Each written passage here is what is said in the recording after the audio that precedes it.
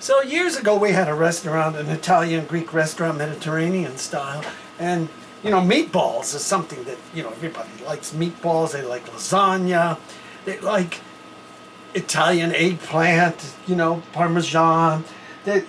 And I've made thousands of meatballs. So these meatballs today are just for the two of us here in our private home. And here's the last one added to the pot. And now we have our meatballs in the pot. Anthony will give you a shot of what they look like.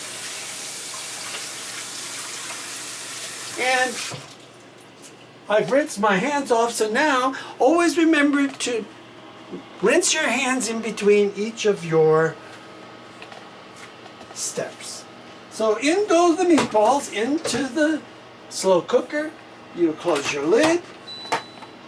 And you want slow cook, you want high, so we make sure we cook the turkey, okay? Adjust for 5 hours, and I adjust it. This is a Breville for poultry, and I adjust it so that it's for 5 hours, although you need to check them on high. 5 hours, and then we start. And that's basically it, folks. If you have any questions, please leave your comments and let me know, and I'll answer as many as I can. Thank you. Bye-bye. Thank you, Pete.